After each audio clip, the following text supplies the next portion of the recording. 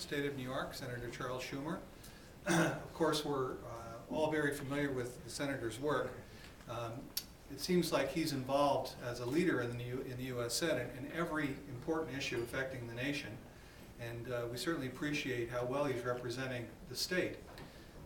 But despite the fact that he is so involved in so many important issues, he always has time to be a champion of economic development in New York State, and especially in the Hudson Valley. There's really no better friend than I can think of HVDC when it comes to our attempts to try to bring home important economic development opportunities, retain quality jobs, and grow the job base here. The senator, more than anyone I've ever met, really understands how critically important quality jobs are to the overall health of our state. So without further ado, it is my pleasure to introduce Senator Charles Schumer.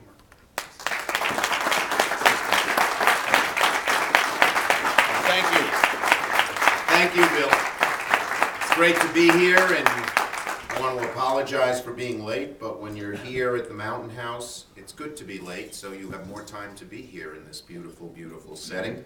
I've been to 2 weddings here that were just great over the years, and it is, as you know, one of the great and premier resorts of the world. Now, I was just told I'm here, but guess who had left before me? Ruth Ginsburg spoke here earlier this morning, Ruth Bader Ginsburg, Justice Ginsburg, and we have something in common.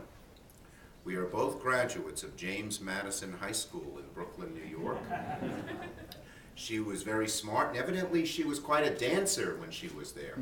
I was a basketball player, but our team wasn't very good. Our team's motto at Madison was, "We may be small, but we're slow." Anyway, it's great to be here, and I want to thank Hudson Valley Economic Development. I say this everywhere I go, but I mean it. And as Bill was nice enough to say, I'm very involved in jobs and economic development throughout the state, and particularly here in the Hudson Valley. So I meet lots of people who are involved in doing that, heads of our IDAs and lots of other great people. But I have not met anyone who is as dedicated, as hardworking, as devoted, as visionary in terms of seeing ideas, and as effective at implementing those ideas than Mike Oates, and I would like to thank him for the great job he does. He is, and I say this everywhere I go, he's a blessing to the Hudson Valley, and we're just so lucky to have him. So you all ought to make sure you sort of tie him here, have some kind of little invisible cord attached to his belt so he can never leave. I don't want to leave. Good, good. I'd also like to thank others who are here today. Steve Land, Chairman and Chief Executive Officer of CH Energy Group. Rob Turner was going to be here, doing a great job with Crown Maple, but I hear that Ty Grugenstein is here in his place. Thank you, Ty. I've been to your place, and it's great. And you're just going gangbusters. Nina Smiley, the Director of Marketing at Mohonk, whose family has been involved in this great place for a very long time.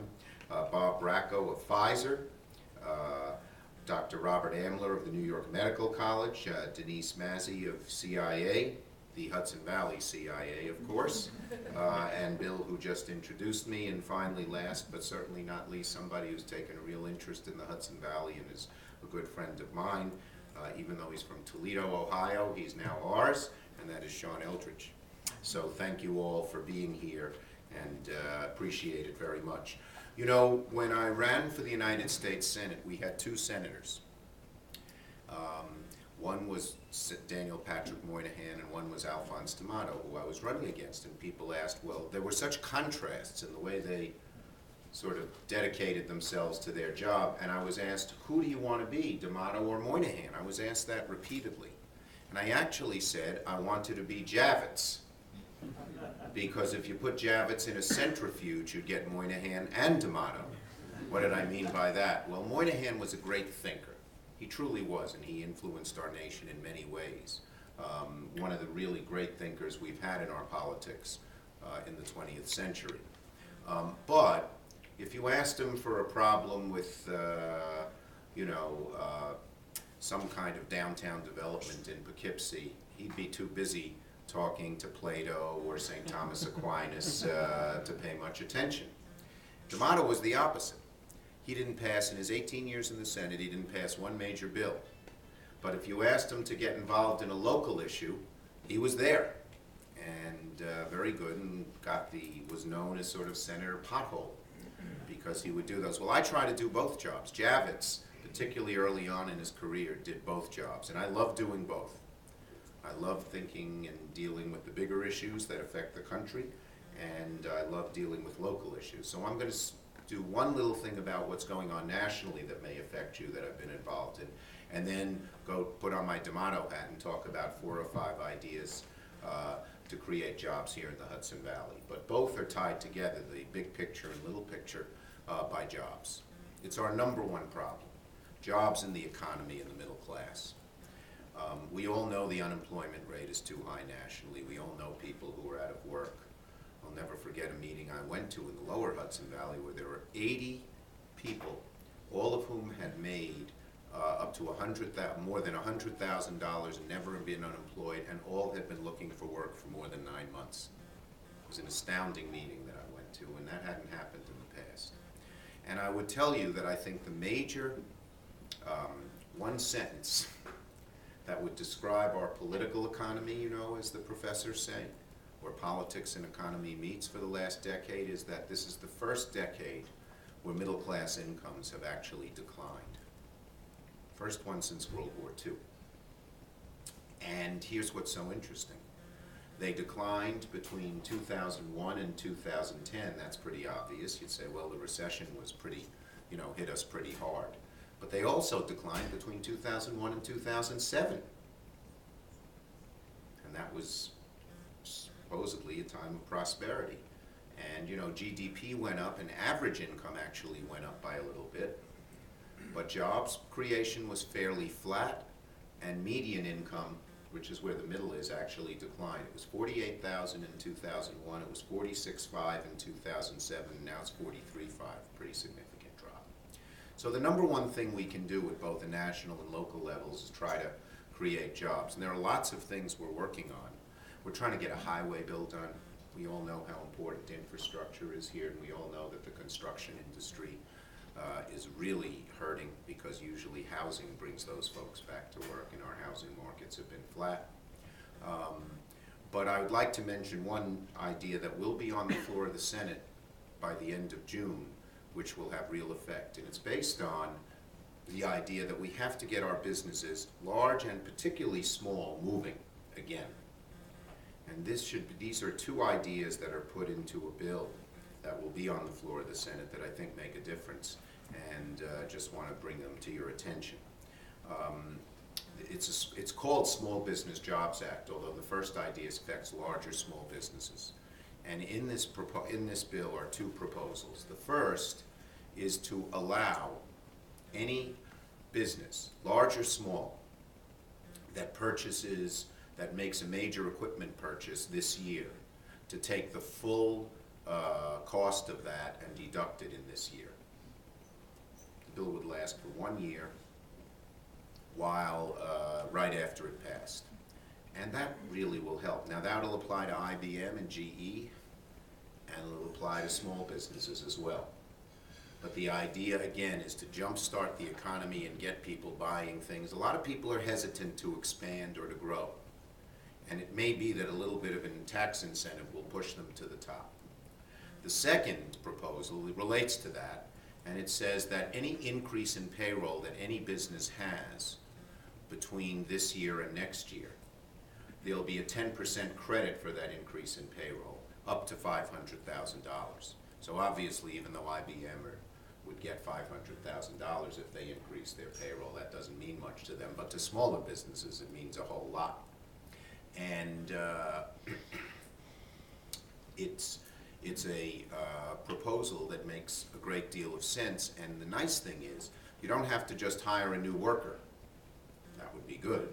The previous payroll tax cut that I had passed with Orrin Hatch, which was in existence for 2 years, and some of you took advantage of, said you had to hire a new worker.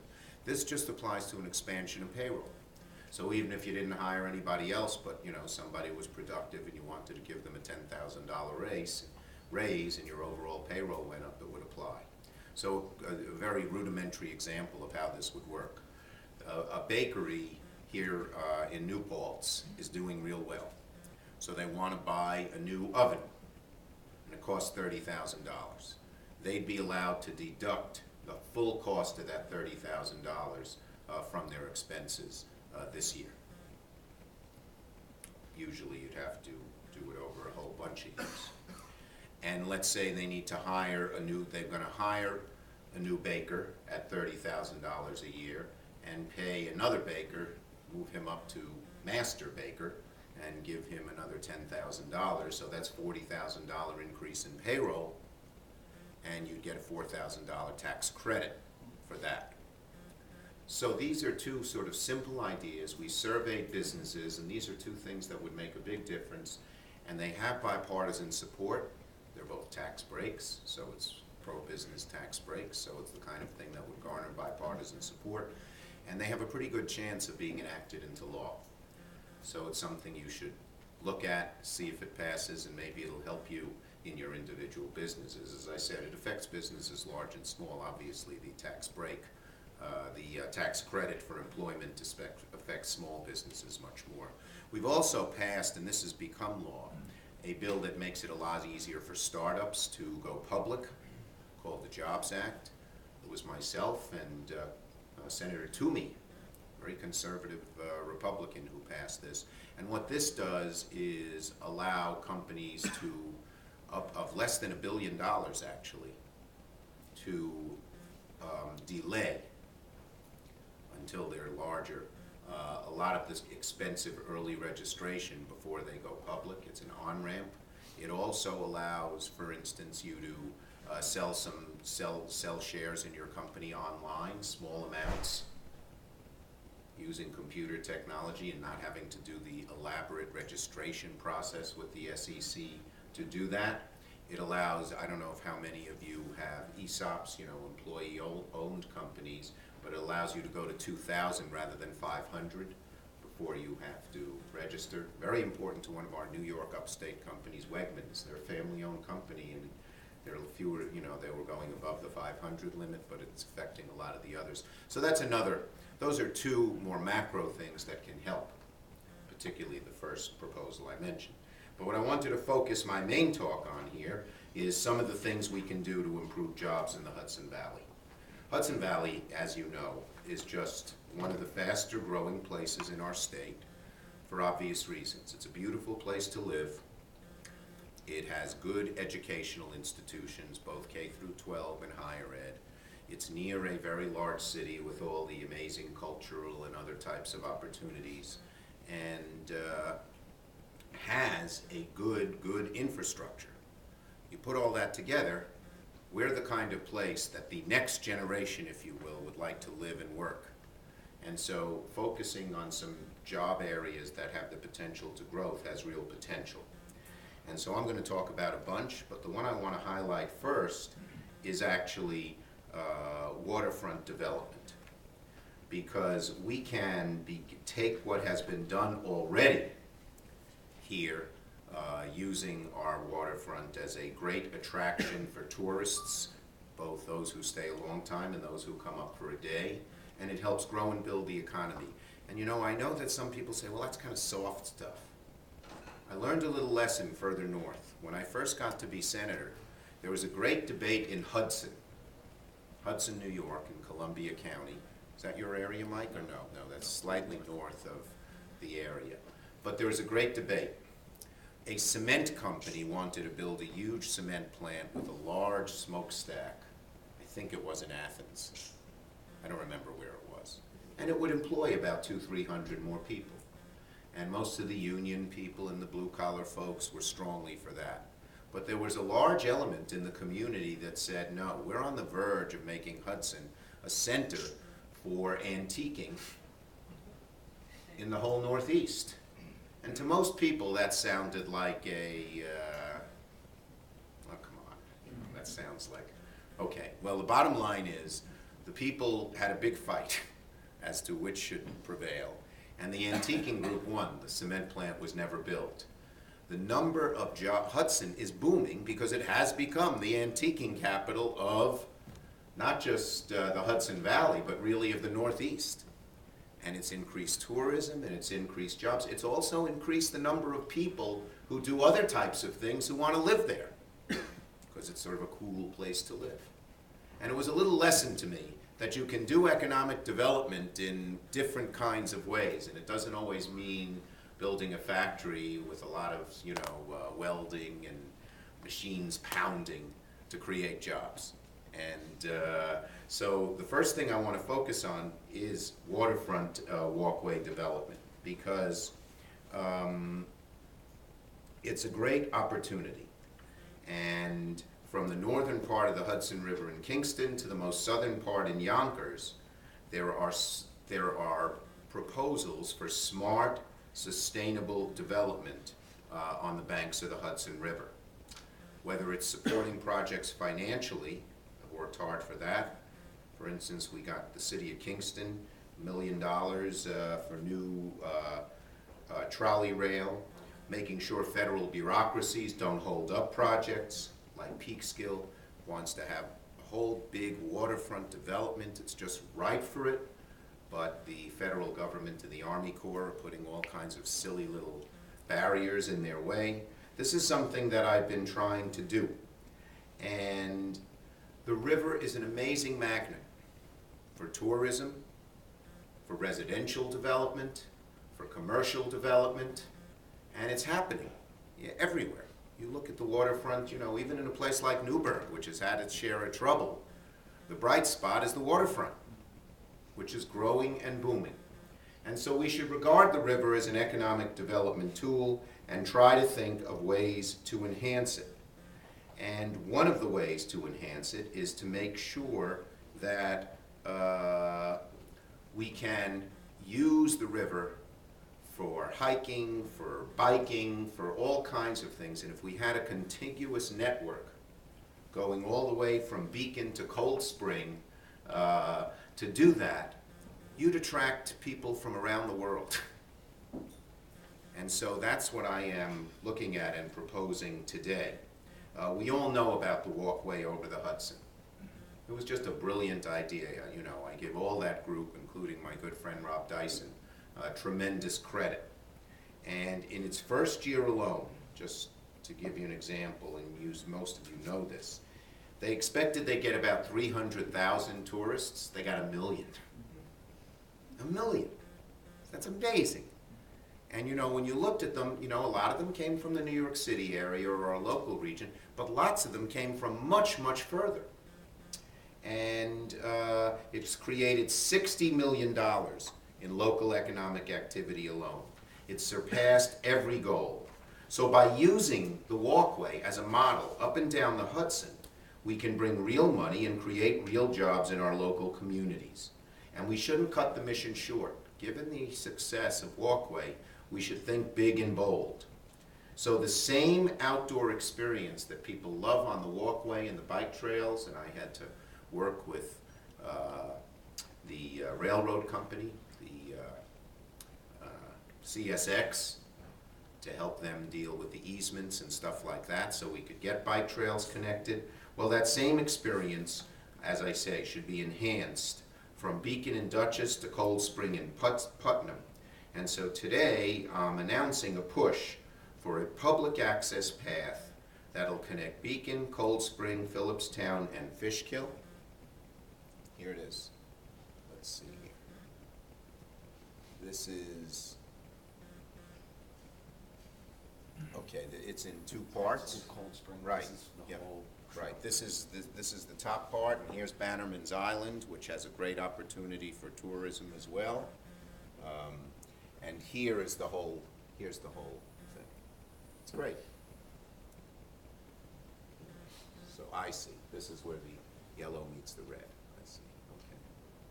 So you can see it, it's pretty obvious what should happen. The walkway in the area have been studied since the 80s. Everyone agrees a river walk connecting the lower Hudson is the answer. And so we've been trying to do it piece by piece. individual towns, agencies, authorities try to deal with it.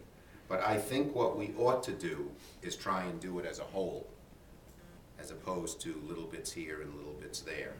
And that would involve bringing together New York State Parks, the MTA, Metro North, and DOT at both the state and federal levels together in an idea to create one plan. And the bulk of improvements would be from Breakneck to Stony Point, using mountains, trails, river, and natural beauty of the Hudson to spur economic development and turn our tourist destinations into a regional economic engine. We've been working on a number of things, including Bannerman Castle, the Fishkill Depot, which is the greatest burial ground for Revolutionary War soldiers other than Valley Forge, and was crucial in our history, and people are interested in that. But we also can think outside the box. In Peekskill, Poughkeepsie, or right here on the western bank, developments of waterfronts up and down the Hudson present a unique opportunity for businesses, developers, environmental organizations like Scenic Hudson to work with one another on revitalizing a historic part of the historic Hudson Valley. So that's what we're going to try to do there. And I know that Mike, we've talked to Mike a little bit about this, and he's going to work with us on it.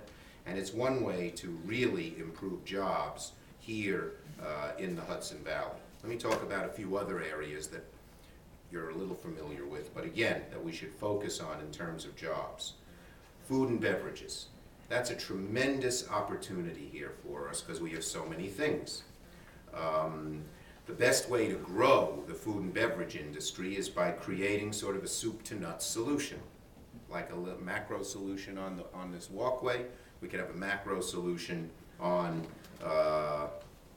food and beverage, from the farm to the restaurant, or from the farm to the kitchen table.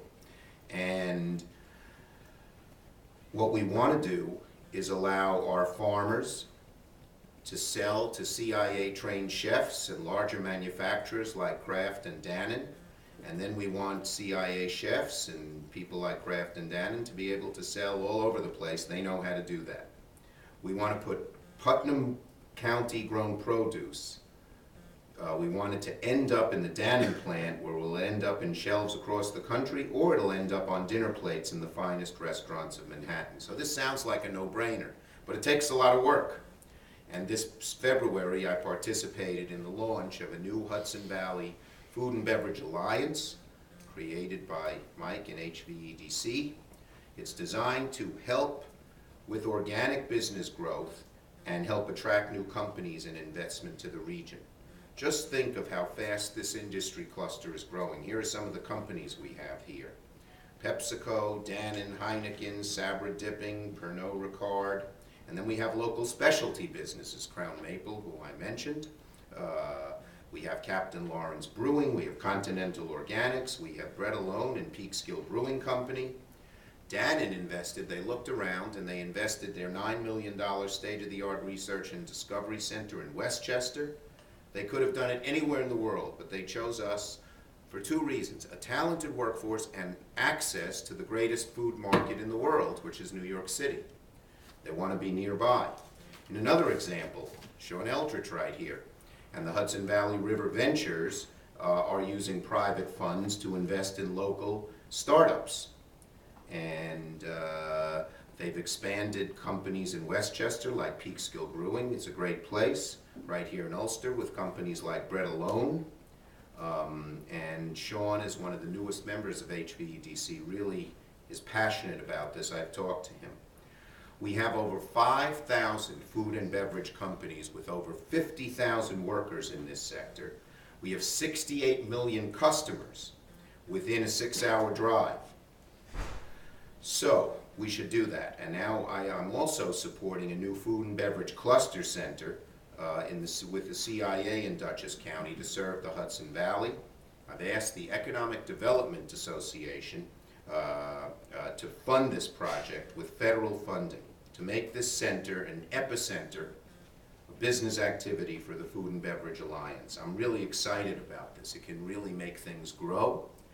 And I've gotten EDA to put aside about $40 million for flood-damaged areas in New York.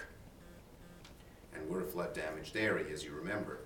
And so one of our top goals is to get EDA to fund this project at the CIA. And the CIA will coordinate with our farmers in terms of what the chefs want.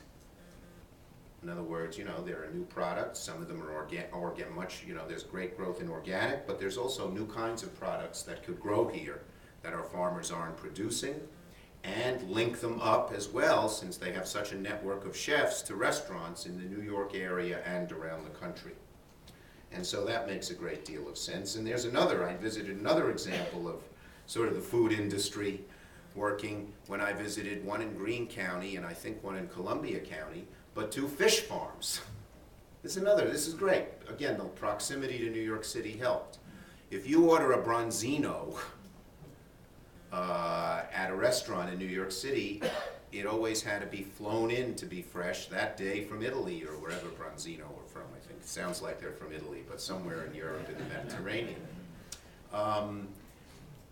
That's expensive. Well, they, in these huge fish pools, fish tanks, are growing the bronzino, or raising, I don't know what you do with the bronzino. Grow? Raise? No, because they don't eat them, the other people eat them. But anyway, they're swimming around in these fish tanks, and they sell them to New York City restaurants. It's booming.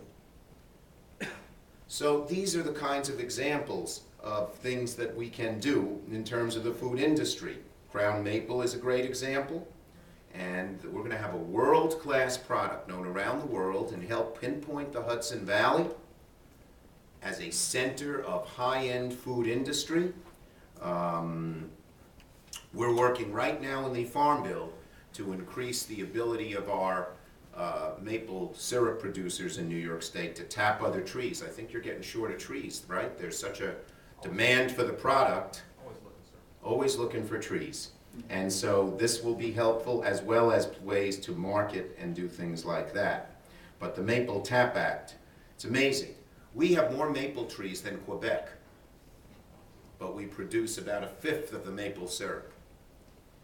And we can produce the best stuff. So these are things we're trying to do to encourage it, and I want to thank Rob and Crown for doing that. Now here's another thing that's happening. We passed a law, I was instrumental in passing it, called the Brand USA. Brand USA advertises New York products, but also New York destinations around the world. Other countries do a much better job of attracting tourists from our country than we do at attracting tourists here. But this particularly works for the Hudson Valley because people who come to New York City don't realize that just a stone's throw away is great opportunities, and a lot of them are outdoor opportunities, which these people love. They love to take a day trip or maybe even longer to find the walkway of the Hudson, or eventually to go on one of the foot trails along the beautiful Hudson River, which they have heard about. So what Brand USA does is it's paid for by our hotel and tourism industry and the federal government. It's a 1-to-1 match. It's already on the books. They do advertising. It's a private-public partnership between the travel industry and the U.S. Commerce Department. And it creates the type of partnerships such as we have here in the Hudson Valley to help our industries grow. One of the things we're thinking of doing is trying to get them to pay for billboards at JFK Airport that advertise the Hudson Valley. Things like that, simple little things like that could make a big difference. We also we could leverage the millions of international tourists who go one place in the Hudson Valley. You know where they go? Woodbury. Exactly, they go to Woodbury Commons. Well, why shouldn't they know that there are so many other things, and maybe instead of just getting on a bus, going to Woodbury Common and come home, they should stay overnight? I know when my wife and I and kids have traveled to a big city in Europe, we like to take a day trip somewhere outside. Well, we don't do that in New York, and we're ripe for this type of activity, so that's what we're using that for. So, tourism, the Hudson food and beverage, and using the Hudson River for these things is a great example. Another thing we're sort of moving along on, of course, is biotechnology. I'm not going to get into all the details, but New York Medical College, we just got them $400,000 to take existing space and turn it into a training center. Because a lot of our biotech companies, the Regenerons of the world, and there are many smaller ones, don't have the workforce they need. And it's not just engineers, but it's people at sort of the next level. We have a real gap in American education that way. And so they would train them over at New York Medical College. Biotech has a huge potential in the Hudson Valley. Huge potential. Because again, the kind of people who do biotech, whether they be engineers or biochemists, like to live here. They really like to live here. And we have a few areas where we are way ahead of everybody else. There's going to be breakthroughs in vaccines. We do vaccines here. And that's an area that we should focus on and help develop. And we are now trying to get Department of Defense. Why Department of Defense? To help us with biotech. They do have biotech program because, like as Willie Sutton said, that's where the money is. And we're trying to get them to come to New York Medical College and our local biotech companies and do some of the funding that they do. They fund a lot of biotech to keep their soldiers healthy, but it's a great opportunity for us that we haven't tapped. Two other things we're trying to do is get the help the biotech incubator for advanced research at New York Medical College. They expect that that will create 140 full-time jobs and 75 part-time jobs. That makes a great deal of sense. We are also working with Pfizer to try, and I just spoke to Ian Reed, who's the head of Pfizer.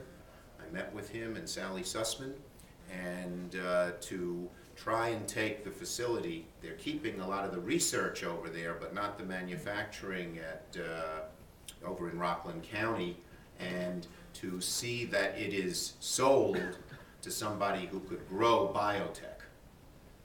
And you know, it has all these pipes and all kinds of different stuff. So to just make it into some residential thing doesn't make sense when this could be a real job generator and job creator at a time when we're looking to do all of this. So that's another example. Now I have a few more. I just met with Frank Murray, President Murray of Marist, in terms of having IBM as collaborate. Someone here from IBM?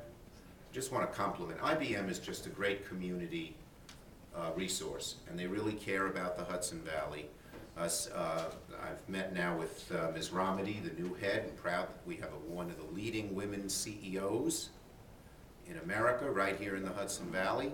I was good friends with Sam Palmisano before that, and they always, you know, here's an interesting thing. 1/4 of their U.S. employees are in New York State. Is that amazing?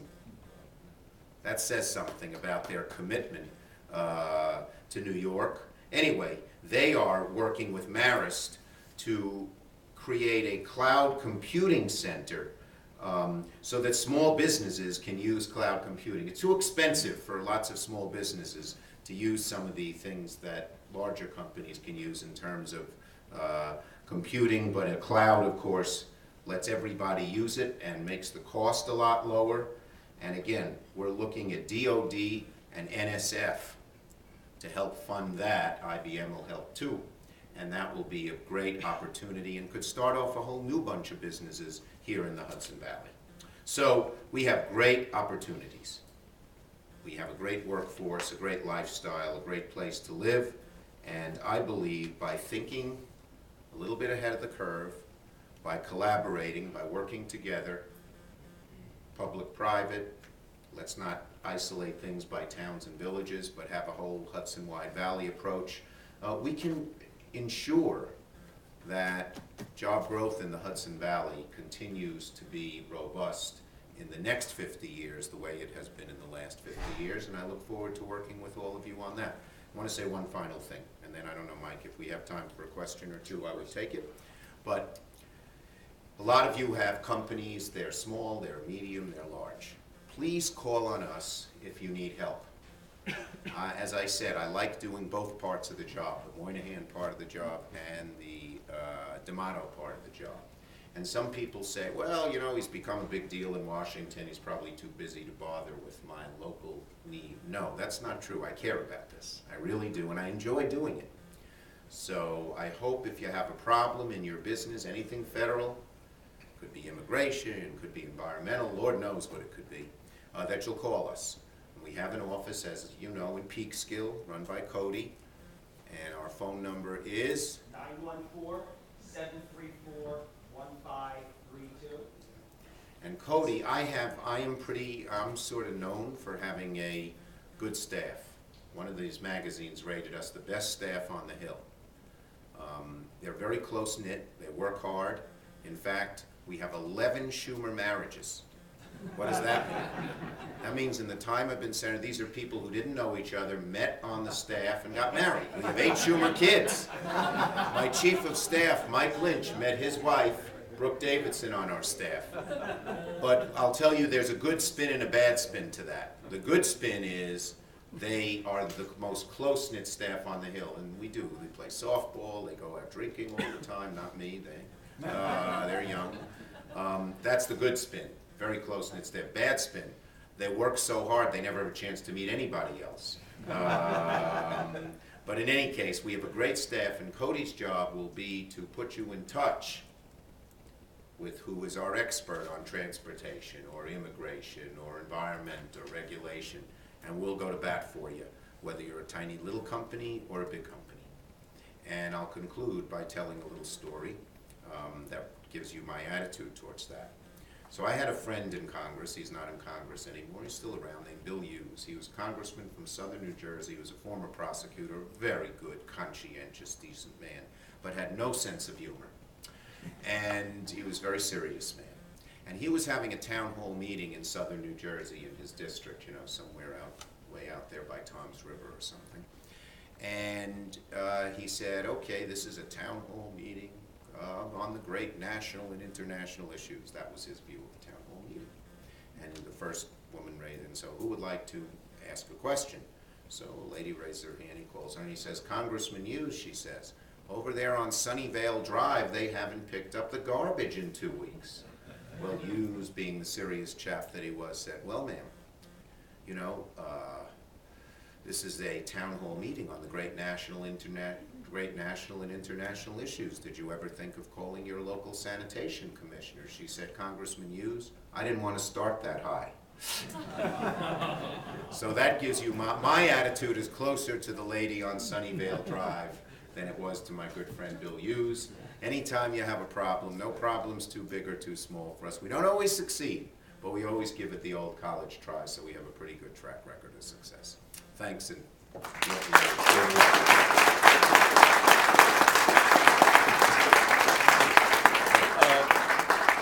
if you have any questions, John? Probably one of the single most important infrastructure issues in the Hudson Valley is the Massey Bridge. yes. The federal government has recently turned down a loan request. Okay, let me go over what it is. You know, it was announced with too much fanfare, in my opinion. That was not me. But when it was announced, they announced huge hoopla about it in terms of the federal government paying a good share. And I've been involved now. I was not involved initially, but I've gotten involved since. And here's what's going on. The federal government has a program called TIFIA.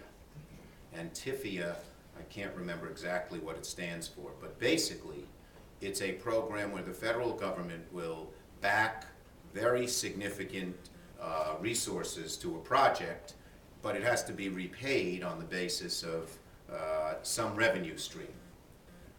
The first major TIFIA in New York was something that I proposed, which was building the subway all the way to the west side that's being built now. You know, there's not a single New York City outlay that goes to that. Rather, the increased property taxes on all the land there that's become much more valuable now that there's a subway and it's not just sort of nothing, or not a wasteland, but it didn't have much there. It was the one part of Manhattan that didn't, goes and pays that, and it's a $2 billion subway, and it's working. It's very good. TIFIA is good. So here it would be, of course, the increased volume in tolls would pay for the new bridge. Now they asked for, the TIFIA will only pay about a third, and they expected to get about $2 billion. And that is still in the running, and I'm still pushing hard for it. They didn't, the first announcement of TIFIA funding by the federal government was not that large. And they couldn't basically give, I think we would have gotten about a third of all the TIFIA funds, some high percentage, I don't remember the high percentage, just to do the Tappan Zee. The next round will be larger, and we're making a big push for it. Now, one question that everybody asks, should it have mass transit on it? Well, it would be a great thing for the Hudson Valley, particularly the west side of the Hudson Valley, to have a one-stop ride from Rockland County, from Orange County, here from Ulster County even, into Manhattan is huge for both ends of the line. So having mass transit is very important. It's appropriate we're talking about it on the west side of the river rather than the east. The announcement, as I said, was done so quickly. So there are 2 points here. I don't think we should hold up the funding, since we have a decent chance at this TIFI, until we have a mass transit plan in place. But I think that whatever plan, if we get some funding, the bridge, while it might not have mass transit, should have the ability to put it in. You should design it so you could add it and not have to need a new bridge or tear something down or whatever. And we did this in the TIFI on the west side of Manhattan.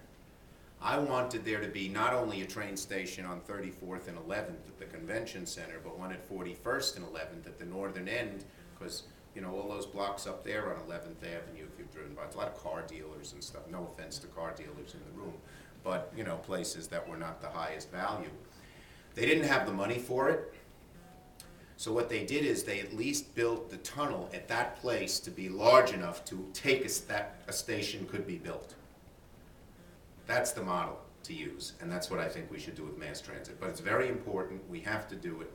And by the way, getting a one-stop ride to Stewart would help the whole New York metropolitan area.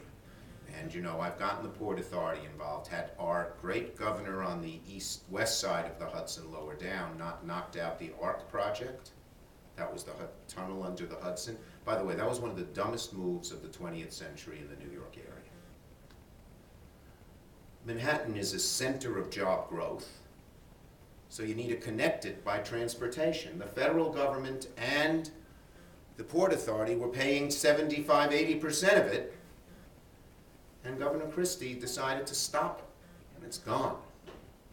And you can't get another train from the west side of the Hudson into Manhattan during rush hour. So it affects job growth and property values in New Jersey. But I had gotten, as a condition for pushing for this, which I had gotten in the budget, that they make the train, that they do a train line to Stewart.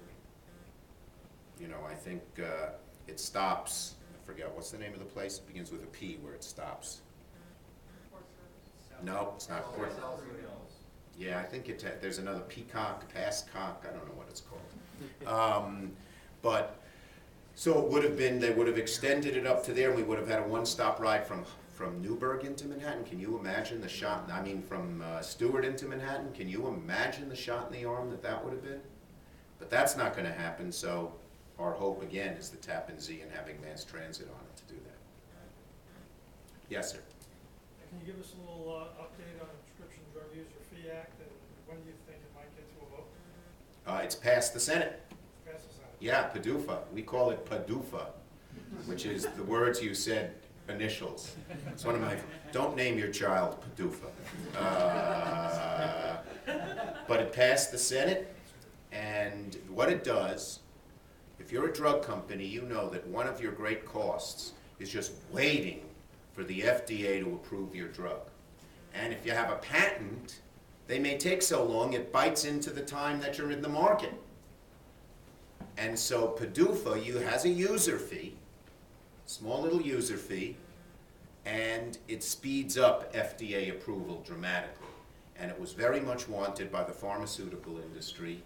And by the way, this is a little bit of optimism. For the last 2-3 months, the Senate has passed in a bipartisan way. You can't pass anything without both parties because you need 60 votes for everything. And we have 53 and the Republicans have 47. We have passed 4 or 5 major bills. Is it getting the deficit down? No. So it's not level A, but it's also not level C or D, naming post offices. Here's what we've passed in the last 5 weeks. We passed PDUFA. I don't even know what it's, I don't remember what.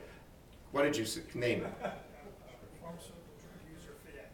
Pharmaceutical Drug User Fee Act, PDUFA. There you go. Live and learn. We had only called it PDUFA. I never knew what it stood for. In any case, we passed that. We passed a highway bill. Can I make a little political message here? Do I have to go? Yeah. He's looking at me. Yeah, it's 257. Yeah, we need to pass a highway bill. As I said, construction unemployment is still 35% here because people aren't building houses. The Senate and the House, bipartisan, passed a major highway bill that New York does great, and this is a legacy of the great Senator Moynihan. He put together a highway formula where New York actually gains money. For every dollar we pay into Washington from the gas tax, we get back $1.19. I used whatever clout I had to, with always the other states, try to get money from New York because we do so well. We managed to beat that all back. It's a great bill for New York. It's hundreds of thousands of jobs in New York and billions of dollars of highway, road, and bridge construction, which you know we need. The House is still bogged down in it. And here you have some clout because your representatives, 2 of them in the Hudson Valley, can help get that done. Chris Gibson, who's for it, I think, strongly, and Ms. Hayworth, who I'm not sure is for it. I don't know what her position is. Do you know? I don't know. No. But if you know her and you could lobby for it, it would be very, very helpful to get it done. So we did that. We did postal reform. We're going to save lots of money with post offices. And keep the postal service going, again passed bipartisan. We did the Export-Import Bank, GE and IBM, 2 Hudson Valley companies who care about that. We passed it, even though there are 100 House members who think we should not have an Export-Import Bank. They also, these House members, some of them think we should not have any federal government involvement in building highways, even though we've done it since 1820. And they're out of the mainstream of the Republican Party. Speaker Boehner agrees with us. But with these 100 people being, against any government doing anything anywhere, so please lobby on the highway bill. But anyway, we passed a load of bipartisan stuff in the Senate where we don't have the same, we have some of it, believe me, it's hardly a rose garden. But we get along better, we work better, and there are more moderates in the Senate on both parties, whereas the House tends to be, both sub-parties are towards the extremes. So please lobby, particularly on the highway bill. Okay? Yes, 2 more? Do we have time? He's being a good guy because my staff is, but we'll take 2 more. I just want to make a statement. Yeah, please. You've been my county so many times. Putnam.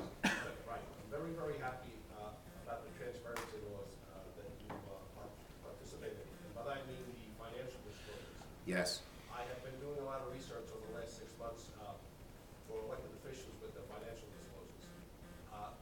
So far, you're the only one that I have found who have been rated 100% for your financial disclosures for accuracy, completeness, and also there's no other outside income None. that you sit on to earn other income by sitting on board, so there's no conflict of Correct. interest. You are rated 100%. Thank you. And I just wanted to thank you for. Right. And as a consequence, I was listed in one of the Washington magazines, one of the 10 poorest senators.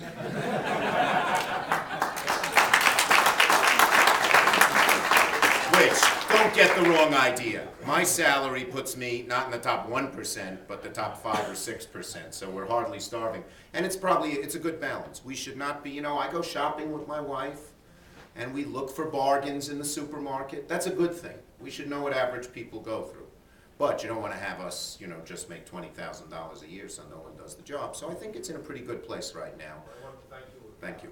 I have not found anyone else to have that meeting with you. I appreciate that. Thank you. I'm glad we stayed for extra questions. Yes, sir. You get the last one. You mentioned the investment tax program. Yes. And I didn't do bakery because you're here. Aren't you from Bread Alone? Yes. How does that differ from the accelerated depreciation that's already available? I think it's called The first part. The accelerated depreciation only allows you to take half of it in the first year. This, you could take all of it. All of it. Yeah. Okay, thank you. And that's expiring because that was part of the stimulus bill. So this is, so in that oven example, apropos, it was I wish it was $30,000. Yeah, I know. What do I know? But if the oven were 30,000 under the present law, you could take 15,000 off this year. Now you could take the whole 30.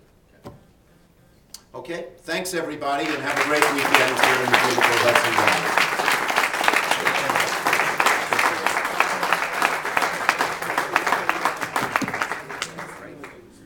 Okay, great. Okay, great, great.